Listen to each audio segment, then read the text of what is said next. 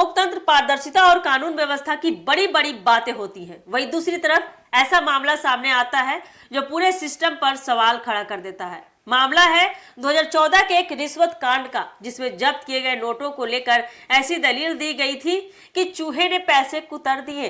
अब इस पर सुप्रीम कोर्ट ने सख्त रुख अपनाया है और साफ कहा है कि ऐसी सफाई पर भरोसा नहीं किया जा सकता। क्या है पूरा मामला, जानिएगा हमारे साथ विस्तार से। नमस्कार, एक न्यूज़ 24 देख रहे हैं और मैं हूं आप सब ब्यूटी।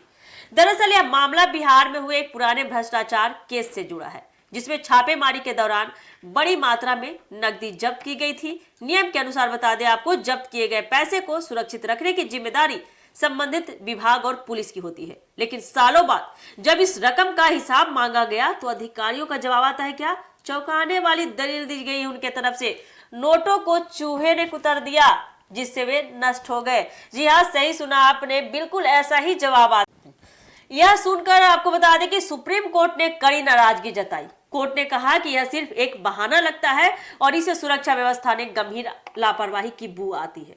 कोर्ट ने यह भी स्पष्ट किया कि जब संपत्ति को सुरक्षित रखना प्रशासन की जिम्मेदारी है और इस तरह की दलीलें ना तो स्वीकार्य है और ना ही भरोसेमंद है। इस मामले ने एक बार फिर बिहार की प्रशासनिक व्यवस्था पर सवाल खड़े कर दिए हैं। आखिर कैसे करोड़ों रुपए की जब्त रकम को इस तरह सुरक्षित छोड़ दिया गया है कि चूहों के कुतरने की नौबत आ गई आज? क्या यह सिर्फ लापरवाही है या इसके पीछे कोई और सच्चाई भी छिपी हुई है? ये सवाल अब आम लोगों के मन में भी उठने लगे हैं।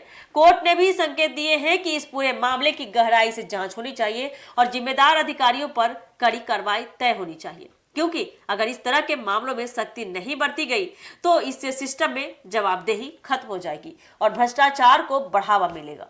यह पहला मौका नहीं है जब चूहों का नाम सरकारी गड़बड़ियों में सामने आया है। इससे पहले भी बिहार में शराब जब्ती मामलों में भी ऐसी ही दलीलें दी गई थी। जैसा कि आपको मालूम होगा कि आपको बता दें कि एक खबर थी कि गोदाम में रखी शराब को चूहों ने पी डाला।